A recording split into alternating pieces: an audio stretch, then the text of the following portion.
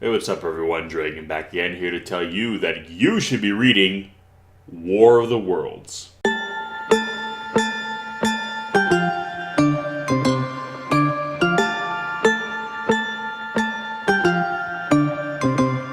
So, War of the Worlds is an 1898 novel written by H.G. Wells and basically kind of focuses on a Martian invasion of Earth, which takes place in England the same year. And it's kind of become in a way the kind of the great granddaddy, if you will, of kind of alien invasion stories. So many that have come before, both in book and film, are kind of largely, if not in times directly, influenced by this initial story. A lot of the motifs we have of like alien spacecraft coming down, or Earth-based defense forces finding themselves, essentially powerless or at the mercy of kind of these beings of a superior technology. It largely comes from kind of from this story, and it's interesting that such a what is considered to be kind of a modern motif, and science fiction really harkens back to the 1800s. And essentially, the story is what it says. It's alien invasion. It's kind of has a classic imagery of kind of these big tripod walkers that kind of stomp across the English countryside, kind of laying waste with these terrible kind of like heat rays that kind of just destroy everything. But on the surface, it's pretty much what you're getting. It's kind of very by the numbers alien invasion story. But what the interesting thing about this story and a lot of H.G. Wells' work is that it is very allegorical, and it basically stands to represent something else. And what a lot of this story is meant to represent or be kind of a metaphor for is really kind of the fears, apprehensions, and even kind of xenophobia to some degree of this particular era in time. The aliens in this story, the Martians, represent the other, this X factor, this unknown element that is something that is literally both alien, both literally and figuratively to us. This is also a point in human history where humanity, for the most part, had kind of acquired mastery over the world. By this point in time, we had pretty much established dominion over the world, and there were the pockets of places we had not seen or explored were shrinking very quickly, and a lot of elements of the world that we had once been victim to, we really weren't anymore. Meaning, we were dominant, we were strong, we kind of were defiant against kind of the natural order to a varying degree. So this is really a story of when you have a species that is essentially kind of top of the food chain, the dominant species on the planet. How do you confront such a race? How do you challenge a species on the species level when there's no other species in the world that can challenge them? Well, the answer is you take a species from out of this world, and it basically is kind of a story of like at this point in time, humanity no longer had anything to fear from basically the natural world, and the natural world could no longer produce any kind of life form, if you will, that could challenge our supremacy. But in doing so, in obtaining this level of sophistication of technological superiority, we now kind of essentially ended up getting on the radar of beings, kind of in this new, now that we have kind of reached this new category, this new level of sophistication, we are now kind of in a new realm. So we kind of go from being, top tier to now bottom of the barrel, because now we've entered in a new rung, we've entered a new category in which it extends beyond the earth, and we're now being noticed by beings of vastly superior technology, beings that can now essentially put us at their mercy the way we have kind of put everything else on earth at ours. And it is really humanity now looking to the stars and seeing the possibility of one day venturing out there and asking themselves, what will we find? The spirit of exploration is at the same time kind of marred by the fear of the unknown. What if we go out there and we're not, the biggest and the baddest? What if we go out there and there are things that are like us, but again, technologically superior. And then it takes it even further is what if they come to us? What would it be like if we were visited? If something came to our world? These would be the conquerors, the explorers. If you look at what had happened when, cultures of Earth, basically invaded, cultures of less technological sophistication, usually resulted in one being wiped out. And it is kind of this fear of being conquered that kind of pervades and persists within the pages of this narrative. And really the Martians become essentially an extension of our own fear and a metaphor of, for us, really the Martians in the story represent really humanity. They, while being aliens, represent something very terrestrial. It is us basically anthropomorphizing the universe, if you will, the cosmos, basically saying, well, clearly, if we are the way we are and we are advanced, then anything else that is as advanced as us, if not more so, would be like us, but even worse. And we kind of project, or rather H.G. Wells projects the worst of humanity kind of onto the Martians, taking the most diabolical or less than, humane aspects of our history and our culture, and kind of takes them off us and puts them on something completely removed from us. So we are able to kind of then stand back and perhaps objectively observe the worst of our natures, or kind of our own inner demons, kind of made external. And that's really what the Martians and the aliens, the science fiction story is all about. It's really a story about us.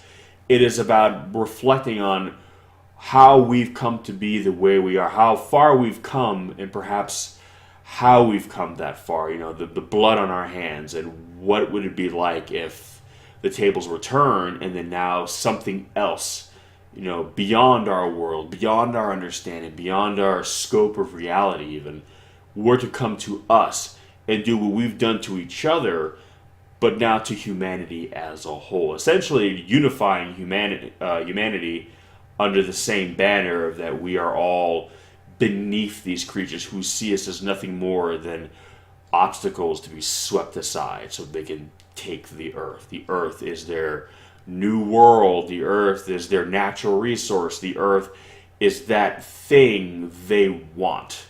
And they're not going to allow something as frivolous as it's ours to stop them. The same way as that we as a culture throughout history have not allowed the fact that we come to a new place, a new region, a new continent, a new island, anywhere, and because somebody else is already there, we don't let that stop us. We don't let that get in the way. We don't let issues of morality or consequence, prevent us from just essentially ultimately justifying the act of taking what we want by force if necessary. And the Martians in the story don't even bother playing around with diplomacy. They don't feel the need to. They just literally come down. They are the X factor. They are the alien in every sense of the word, down to the strictest definition. Was that they literally come and just sweep across and just destroy and kill and take, without any mercy, without any thought to us, without any attempt at diplomacy. These are conquerors in the strictest sense of the word. And again, it has become a very classic trope in science fiction, particularly in film, where you've seen everything from Independence Day to various film adaptations of War of the Worlds, the very famous radio drama by the Mercury Theater, or narrated and played out by Orson Welles, where it's this idea of just fear. These aliens are these, unfeeling, uncaring beings who just want to take from us. But again, this is a very clever narrative in the sense that these aliens are a metaphor for us. It is also kind of a reflection of humanity's perhaps inability to separate itself from the notion of an advanced culture. We feel that for something to be advanced technologically, it has to be like us. Like we are kind of the benchmark of morality in the universe, if you will. Meaning that for something to be more technologically advanced than us, it couldn't possibly also be morally superior than us, that beings that have obtained this level of sophistication probably did so by either never having involving with or shedding, a sense of war and conquering and prejudice, or seeing as something as beneath them, and therefore, justifying and taking it from them by any means necessary. That more than likely an advanced race of creatures from another world would probably not be burdened with such a basal instinct of conquering, that if they required something, through natural resources that somehow the earth could provide them, they would have already devised means in which of acquiring it, making it, without having to kind of sullying their hands by, going down to a world and just, creating genocide to get it. It is a very primitive way of looking at something like that, of acquiring something that you might require.